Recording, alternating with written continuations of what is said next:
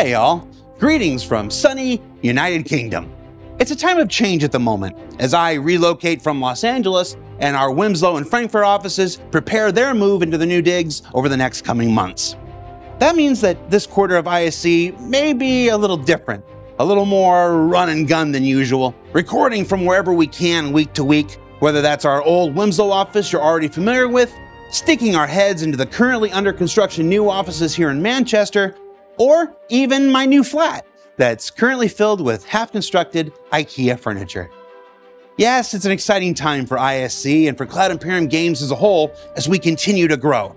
So please, pardon our dust this quarter as we continue our look inside of Star Citizen's continuing development.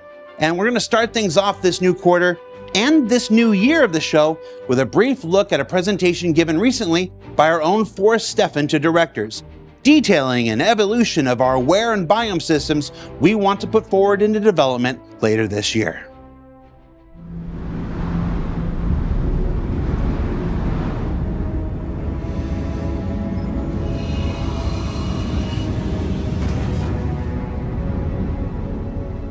Greetings all, Forrest here. Some of you may know this. I love playing Star Citizen. I play it on Fridays. And I was running around Microtech when I realized there was a bit of a problem. There were some major inconsistencies between the characters, the weapons, and the environment in regards to the biome accumulation.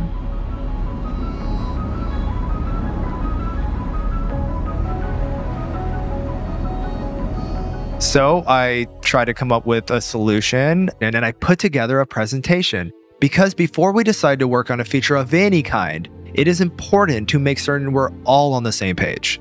So today, I'm going to share with you some of those ideas from the presentation I recently gave to CR and other directors before any of the work had started. Now, disclaimer, Jared said you'd find it interesting. So if it's not, blame him.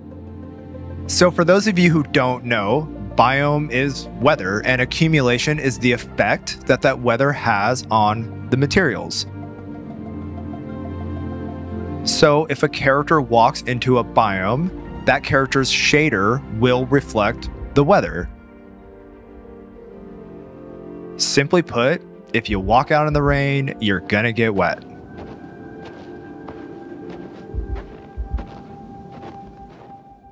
Right now, when you play the game, there's only a single texture handling all accumulation effects per asset. So my pitch to Chris was, let's make it procedural. How we did this was we used Substance Designer to automate any textures needed for any biome required. This alleviated all labor off the artists.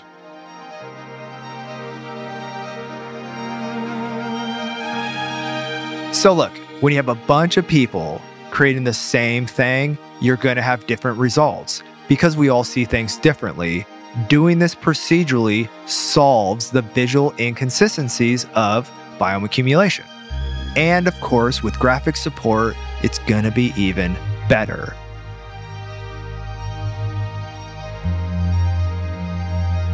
All in all, the reason this is so important to me is it gives us that immersive planet-side experience while playing the game on my Friday nights.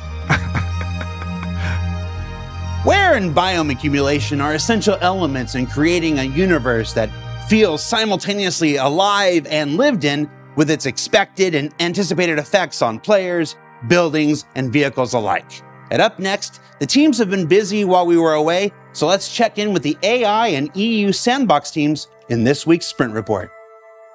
To get things started this week, let's jump into the world of AI with some sprint updates from a variety of tasks the team is tackling for both Star Citizen and Squadron 42.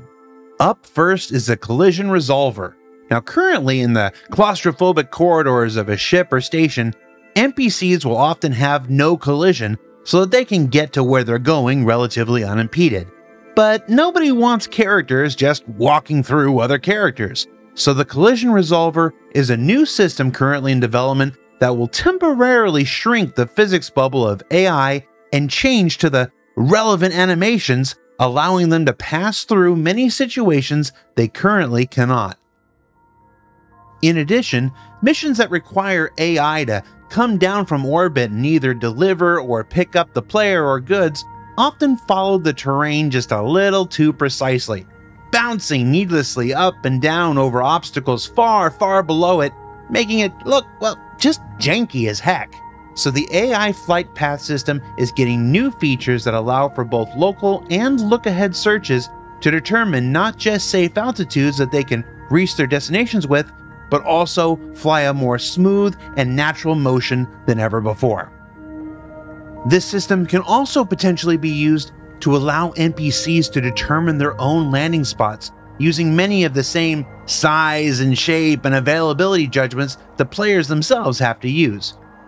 And that's pretty cool. The team is also working to improve downstate reactions, as you can see here, where a group of actors discovers a fallen body. In this case, they might just rush over, investigate, and then fan out as seen here. Or perhaps they'll slowly approach with one person investigating while another stays behind to provide cover. And for anyone that's ever done the underground facility mission, improved response times for when their investigation of a fallen comrade is interrupted by an uncautious player. The AI content folks have also recently completed a sprint on a variety of usables such as these vending machines, where AI will ponder their selections, use their mobi-glass to complete the purchase, and even get frustrated when it doesn't work out. And then you can see here the entire carbonated refreshment flow behavior, where we get our drink, return to our table, consume our drink, and then dispose of it in the receptacle where it can be properly despawned to preserve server performance. Yay!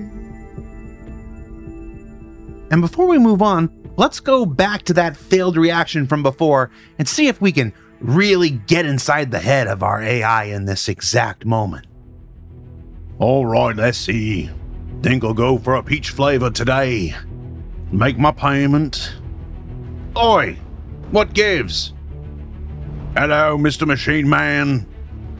Oi, bruv! Give me my peaches and prawn delight. That ain't right. Hey! Wakey wakey! I ain't got time for this. Well, maybe just a few minutes more. Hello! Oi, this thing is really fastened in there, isn't it? Doesn't move an inch. You know, back in my day, we used to move these things all over the standing system. You're lucky you're not physicalized, bruv. Alright, moving along. Let's check in with the EU Sandbox team and their continuing work fleshing out the derelict outposts to be found on the surface of Pyro's planets and moons. What you're seeing here is a white box traversal test, the kind of work often done by level designers to flesh out aspects of the intended gameplay experience before artists come in and finish it out visually. And as you can see here, these derelict outposts are intended to be canvases to a variety of mission types and emergent opportunities, storytelling possibilities, and given that it's Pyro, maybe even some unavoidable PvP firefight eventualities. And in addition to working on the colonialism outposts, the EU Sandbox 01 team are also exploring new gameplay opportunities out in the farthest reaches of the upcoming Pyro system. What you're seeing here is some early pre-production work on larger scale points of interest to be explored throughout the system, utilizing debris from capital ships, or in this case, defunct, damaged, or destroyed space stations from days gone past. The upcoming Pyro system is intended to be rich with a history more violent and conflicted than the Stanton system you're already familiar with, and without the efforts of megacorporations like ArcCorp, Hurston, Microtech, and Crusader keeping things relatively nice and tidy. That means a variety of husks, relics, and otherwise aging locations to discover from the nearly 500 years of space travel and exploration that have occurred in this lawless frontier.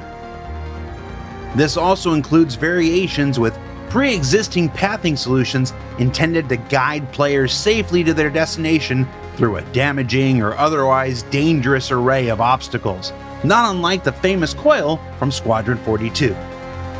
Yeah, they may be lawless out here, but nobody wants to die unnecessarily speeding through an array of microasteroids or by losing hull integrity to corrosive agents and the like when making their way from one outpost to another.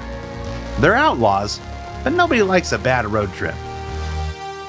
And beyond just being a cool place to explore visually, it's important these points of interest provide gameplay opportunities to players within.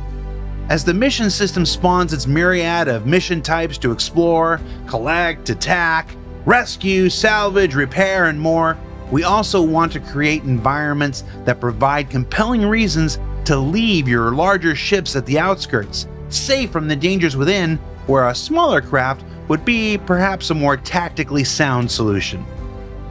And if you're asking yourself, what the heck is this place? We're going to talk more about what you're seeing here later in the year. So what did we learn this week? Well, we got a glimpse at the earliest stages of feature iteration with a look at the exact same kinds of presentations given internally to directors to scope out work for the months ahead. That the AI team continues to push the everyday behaviors of NPCs in naturalistic ways in their continuing efforts to create an immersive experience for all players. And that traveling through space looks to get just a little more involved and potentially a lot more dangerous as we continue along with our path to Pyro. That does it for us this week. For Inside Star Citizen, I'm Jared Huckaby.